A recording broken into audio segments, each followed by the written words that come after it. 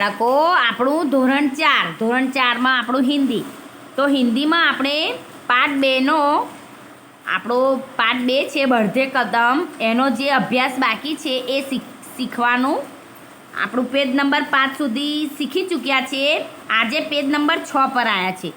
આજે આપણે page number 6 થી 9 સુધી શીખીશું. તો પેજ નંબર 6 પર આપ્યું છે, કાલે મેં તમને શીખવાડ્યું હતું એ પ્રમાણે જ છે.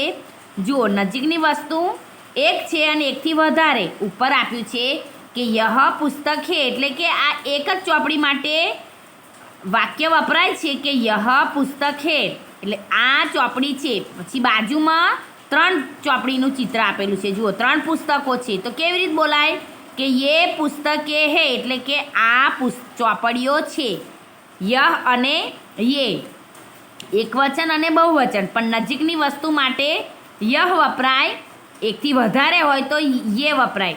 હવે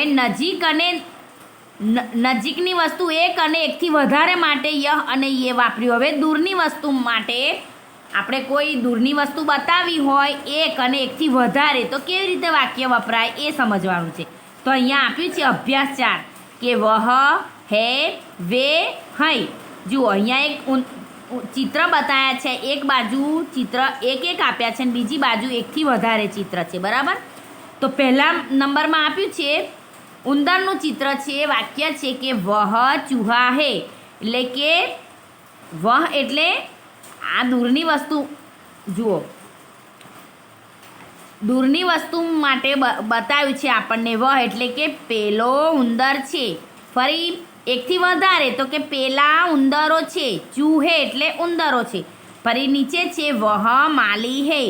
બીજી બાજુ છે એકથી બે માલીનું ચિત્ર છે, એટલે વે માલી હે. એટલે આનું ગુજરાતી થાય કે વહ પેલો માળી છે. ફરી એકથી વધારે તો કે પેલા માળી છે. ફરી એની નીચે વહ તિતલી હે. તિતલી એટલે પતંગિયું. પછી બીજી બાજુ એકથી વધારે છે, 3 છે, એટલે વે તિતલિયા હે, એટલે કે તે પતંગિયા છે. પેલા પતંગિયા છે. જુઓ, એક ચિત્ર માટે શું વપરાશે દૂરથી બતાવવું હોય તો કે વહ તિતલી હે. એકથી વધારે વે તિતલિયા હે. ફરી જુઓ, એની નીચે છે ખુરશીનું ચિત્ર.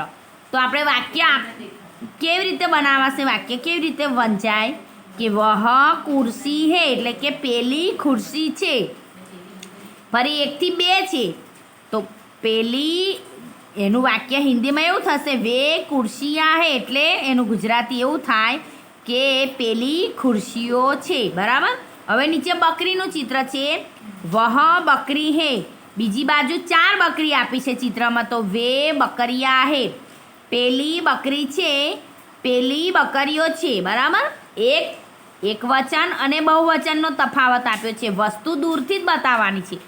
પહેલા ચિત્ર તમને પેજ નંબર 5 ઉપર નજીકની વસ્તુ માટે યહ આપણે વાપરવાનો આવે આપણા વાક્યમાં, અને દૂરની વસ્તુ માટે કોઈ વસ્તુ હોય, પશુ, પક્ષી, પ્રાણી, ફૂલ, કોઈ પણ વસ્તુનું નામ હોય, કોઈ પણ મનુષ્ય જનજાતિનું નામ હોય તો યહ અને વહ, એનો આપણે તફાવત સમજવાનો છે. દૂરની વસ્તુ અને નજીકની. ગયા વિડીયોમાં આપણે નજીકની વસ્તુ માટે યહ વપરાયો, તો હવે આ દૂરની વસ્તુ માટે વહ વાપરવાનો છે. એ પ્રમાણે આ આપણા વાક્યો આપેલા છે, એને વાંચીને સમજવાનું છે. હવે નીચે અભ્યાસ 5 એમાં આપ્યું છે યહ ઈસ વહ ઉસ વે ઇન વે ઉન. બરાબર. જો, યહ નજીકની વસ્તુ માટે યહ વપરાય. પછી એકથી વધારે હોય તો યે વપરાય. દૂરની વસ્તુ માટે વહ વપરાય અને એકથી વધારે હોય તો વે વપરાય. બરાબર. હવે આ પ્રમાણે વાક્ય આપ્યા છે, એને આપણે વાંચવાના છે. યહ અરવિંદ હે, ઇસકે પાસ કિતાબ હે. એટલે આ અરવિંદ છે, એની પાસે ચોપડી છે. ઈસ એટલે એની પાસે. ઇસકે પાસ એટલે એની પાસે. આપણે ગુજરાતીમાં બોલવું હોય, કોઈ વ્યક્તિને આપણે બતાવવું હોય તો કેવી રીતે આપણે વાત કરીએ છીએ કે એની પાસે છે. એવી રીતે આ હિન્દીમાં આવે છે ઇસકે પાસ. ફરી પેજ નંબર 7. તો અહીંયા ચિત્ર આપ્યા છે. જુઓ, તિતલીઓના. યે તિતલિયા હે, ઇનકે પંખ રંગ બેરંગી હે. તો આપણે એનું ગુજરાતી એવી રીતે થાય કે પેલી પેલા પતંગિયા છે એની પાંખ રંગબેરંગી છે. બરાબર. હવે જુઓ પેજ નંબર 7 ઉપર. પછી ઝાડ ઉપર આપણને દૂરની વસ્તુનો તફાવત સમજાયો છે કે ચિત્રમાં દેખાય છે કે ઝાડ ઉપર શું બતાવે છે, તો વાક્ય છે કે વહ કૌવા હે ઉસકા રંગ કાલા હે. આ દૂરની વસ્તુ બતાવવા માટે શું વપરાય? વહ વપરાય. મેં તમને પેજ નંબર 6 સમજાયું ને કે દૂરની વસ્તુ બતાવવા માટે વહ વપરાય ને એકથી વધારે બતાવવું હોય તો વે વપરાય. એક વસ્તુ માટે વહ વપરાય અને એકથી વધારે વસ્તુ હોય તો શું વપરાય? વે વપરાય. તો નીચે એકથી જો પહેલાં ઉપરના ચિત્રમાં એક જ કાગડો છે અને નીચે 2 છે. 2 ઝાડ પર 2 પંખી બેઠેલા છે. બગલાનું ચિત્ર છે તો અહીંયા વાક્ય છે વે દો પેડ હે, એટલે કે પેલા 2 ઝાડ છે. ઉન પર બગુલે બેઠે હે, એટલે એના ઉપર બગલા બેઠા છે, એવું વાક્ય બને. બરાબર. હવે અભ્યાસ 6 નીચે આપ્યું છે મેં હમ તુમ આપ. મેં એટલે કે આપણે પોતે, હમ એટલે આપણે, તુમ એટલે તમે અને આપ એટલે તમે. બરાબર. હવે એની નીચે જુઓ ચિત્રો આપેલા છે કે એક વિદ્યાર્થી છે તે શાળાએ જઈ રહ્યો છે. નીચે વિદ્યાર્થીની એટલે કે છોકરી છે તે શાળાએ જઈ રહી છે અને એની નીચે છે 3 બાળકો વાંચી રહ્યા છે. તો આપણે વાક્ય સમજવાના છે. મેં તુષાર હું એટલે કે હું તુષાર છું. ફરી મેં વિદ્યાર્થી હું એટલે હું વિદ્યાર્થી છું. મેં સ્કૂલ જાતા હું એટલે હું સ્કૂલ જઈ રહ્યો છું. બરાબર. હું શાળાએ જાઉં છું, એનું ગુજરાતી એવું થાય. ફરી એની નીચે છે મેં દીપાલી હું, મેં વિદ્યાર્થીની હું, મેં સ્કૂલ જાતી હું. એટલે એનું ગુજરાતી આપણે એવું સમજવાનું કે હું દીપાલી છું, હું વિદ્યાર્થીની છું, હું શાળાએ જાઉં છું. ફરી એની નીચે આપ્યું છે હમ લડકે હે. હમ એટલે અમે. પોતાના માટે મેં વપરાય અને એકથી વધારે હોય, તમે આપણે એકલા બેઠા હોય તો મેં વપરાય, પણ આપણે 2-3 સાથે બેઠા હોય તો શું વપરાય? હમ એટલે કે અમે. હમ લડકે હે એટલે અમે છોકરાઓ છીએ. હમ પડતે હે એટલે અમે વાંચીએ છીએ. બરાબર. ભણીએ છીએ. ફરી પેજ નંબર 8. 7 પૂરું થયું. અહીંયા પેજ નંબર 8 ઉપર આપ્યું છે હમ લડકિયા હે એટલે કે અમે છોકરીઓ છીએ. હમ પડતી હે એટલે અમે ભણીએ છીએ. ફરી નીચે આપ્યું છે જુઓ 2 ચિત્ર બતાવ્યા છે ભાઈ અને બહેનનું. તો અહીંયા વાક્ય એવું છે કે તુમ વિદ્યાર્થી હો, તુમ 4ઠી કક્ષા મેં પડતે હો. તુમ એટલે તું વિદ્યાર્થી છે, તું 4થા ધોરણમાં ભણે છે. ફરી એની નીચે આપ્યું છે તુમ વિદ્યાર્થીની હો, તુમ 4ઠી કક્ષા મેં પડતી હો. પહેલાં વિદ્યાર્થીનું વાક્ય આવ્યું, હવે વિદ્યાર્થીની એટલે કે છોકરી.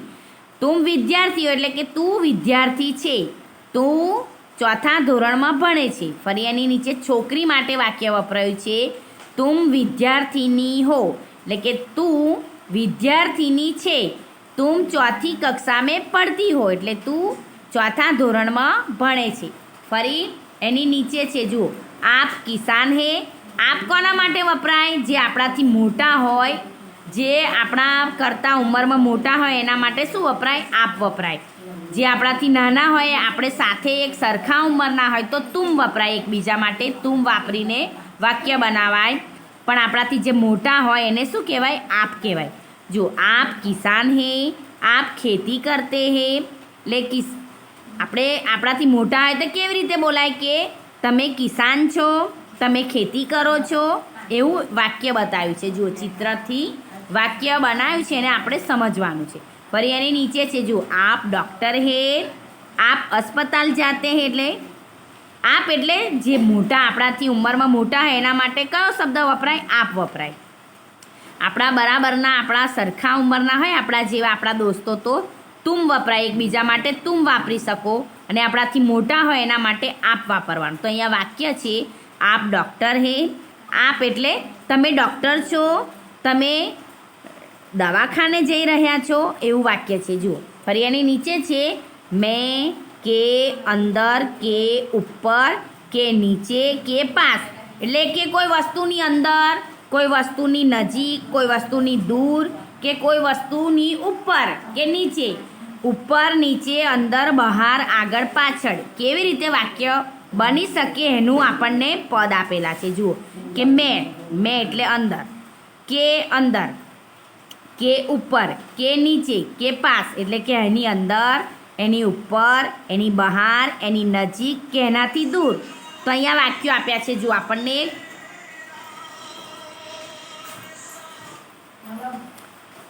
અહીંયા વાક્ય આપ્યા છે કે યે મછલિયાँ હે. યે એટલે કે આ માછલીઓ છે.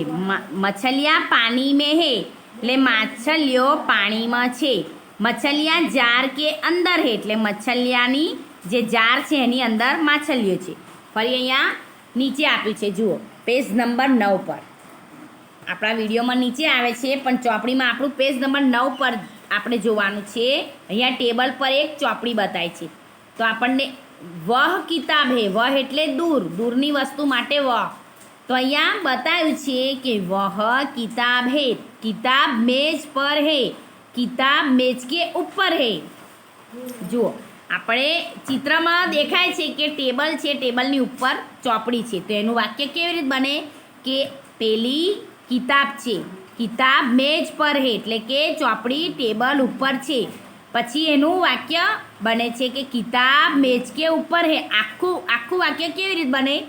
ચિત્ર દેખાય છે આપણને, ચિત્રની ઉપર ચોપડી છે તો એનું આખું વાક્ય કેવી રીતે બન્યું કે કિતાબ મેજ કે ઉપર હે એટલે કે ચોપડી ટેબલ ઉપર છે. પહેલાં શું દેખાય છે આપણને કે આ ચોપડી છે, ના સોરી પેલી ચોપડી છે, બરાબર. ચોપડી ટેબલ પર છે એનું આપણને ચિત્ર દ્વારા આપણે એવું વાક્ય આપણને વંચાય છે. ફરી ચોપડી ક્યાં છે? તો ચોપડી ટેબલની ઉપર છે એટલે પેલી ચોપડી છે, ચોપડી ટેબલ પર છે ને ચોપડી ટેબલની ઉપર છે. જુઓ પહેલાં શું આવ્યું કે પેલી ચોપડી છે, બરાબર. ફરી બીજા નંબરમાં ચોપડી ટેબલ પર છે. ફરી ત્રીજું વાક્ય છે કે ચોપડી ટેબલની ઉપર છે, બરાબર. આ રીતે વાક્ય આપણે સમજવાનું છે. ફરી જુઓ ઝાડ અને ગાયનું ચિત્ર છે. તો યહ એટલે આ નજીક, જે ટેબલ પર ચોપડી છે દૂરથી બતાવ્યું છે એટલે વહ વાક્ય આવશે, નજીક માટે યહ આવશે. જુઓ યહ વાપરવાનો છે ને દૂર માટે વહ. તો અહીંયા વાક્ય છે યહ ગાય હે. યહ એટલે આ ગાય છે, ગાય પેડ કે નીચે હે એટલે ગાય ઝાડની નીચે છે. ફરી ગાય શું કરી રહી છે? ઘાસ ખાઈ રહી છે. તો અહીંયા આપણને વાક્ય આપ્યું છે ગાય ઘાસ ખા રહી હે એટલે કે ગાય ઘાસ ખાઈ રહી છે. ફરી એની નીચે છે વહ પાઠશાલા હે એટલે કે આ એ સ્કૂલનું ચિત્ર બતાવ્યું છે. પાઠશાલા એટલે કે સ્કૂલ. पाठशाला के पास पेड़ है, पेड़ के नीचे बच्चे खेल रहे हैं. वह पाठशाला એટલે દૂરથી બતાવ્યું છે કે પેલી સ્કૂલ છે. પાઠશાલા કે પાસ પેડ હે એટલે કે સ્કૂલની નજીક ઝાડ છે. ફરી નીચે છે પેડ કે નીચે બચ્ચે ખેલ રહે હે, ઝાડની નીચે બાળકો રમી રહ્યા છે. હવે અભ્યાસ 8 મેરા તુમ્હારા ઉસકા. પહેલાં આપણે શું સમજ્યા કે વસ્તુની અંદર, વસ્તુની બહાર, વસ્તુની ઉપર, વસ્તુની નજીક, વસ્તુની પાસે, ઉપર નીચે એ દરેક વસ્તુનું આપણને સમજૂતી આવી. હવે આપણે મેરા તુમ્હારા ઉસકા, મેરા એટલે મારું, તુમ્હારા એટલે તારું અને ઉસકા એટલે એનું આપણે વાક્ય સમજવાનું છે કે મેરા કેવી રીતે વપરાય છે, તુમ્હારા કેવી રીતે વાક્યમાં વપરાય છે અને ઉસકા એ પદ કેવી રીતે વાક્યમાં વપરાય છે એ સમજવાનું છે. તો અહીંયા આપ્યું છે યહ કિતાબ હે. યહ એટલે આ ચોપડી છે.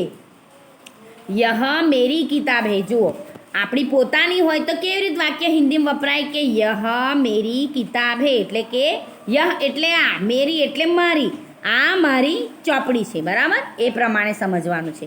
ફરી અહીંયા જુઓ વહ કલમ હે. વહ એટલે દૂરની વસ્તુ માટે વહ. જુઓ દૂરથી બતાવે છે આંગળીથી, ચિત્રમાં આપણને દેખાય છે કે કલમ બાજુ આંગળી કરેલી છે, બરાબર. વહ કલમ હે. વહ અનિલ કી કલમ હે. કલમ ઉસકી જેબ में है. દૂરથી બતાવ્યું છે કે વહ કલમ હે એટલે પેલી બોલ પેન છે. વહ એટલે તે અનિલની બોલ પેન છે. બોલપેન ઉસકી એટલે એના ખિસ્સામાં છે. જેબ એટલે ખિસ્સું. કલમ જુઓ, બોલપેન એના ખિસ્સામાં છે એવું વાક્ય બનશે. બરાબર. તો હિન્દીમાં કેવી રીતે બોલાય કે કલમ ઉસકી જેબ મેં હે. બરાબર. હવે જુઓ એની નીચે છે યહ થેલા હે. થેલા ક્યાં છે? થેલો ક્યાં છે?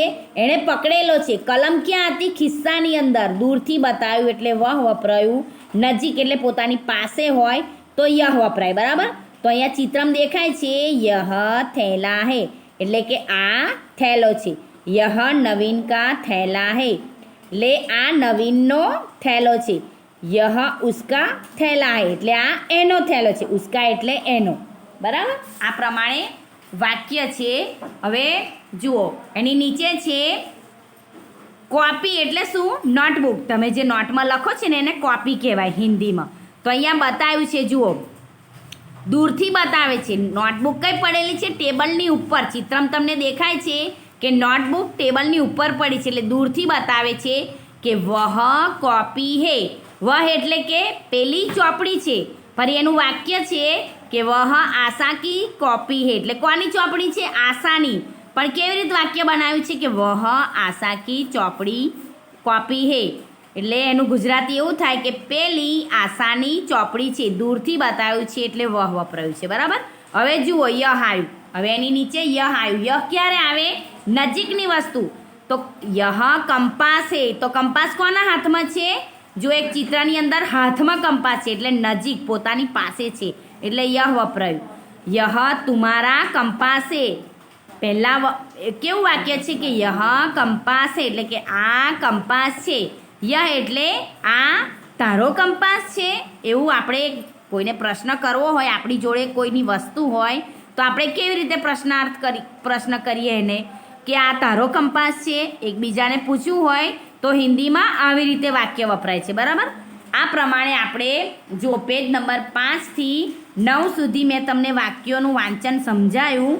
એ વાક્યોનું વાંચન તમારે પેજ નંબર 6થી 9 સુધી મેં તમને જે વાક્યોનું વાંચન ચિત્રો દ્વારા સમજાયું એ તમારે ચોપડીમાં એનું વાંચન કરવાનું છે અને સમજવાનું છે. કેવી રીતે સમજવાનું છે? યહ, વહ, યે, વે, ઇસ, ઉસકા, ઇન, ઉનકા, ઉસકા, તુમ્હારા, આપ, હમ, તુમ. એ જે વાક્યની અંદર જે પદ મુકાય છે પદને આવું વહ, યહ, વે, યે એ પ્રમાણે મૂકીને વાક્ય કેવી રીતે બને છે એ સમજવાનું છે. મેં તમને સમજાવ્યું એ પ્રમાણે તમારે સમજીને ચોપડીમાંથી જોઈને આ વાક્યો નોટમાં લખવાના છે. એ આજનું આપણું લેસન છે બેટા. ચાલો ફરી બીજું શીખીશું. અસ્સલામુ અલૈકુમ.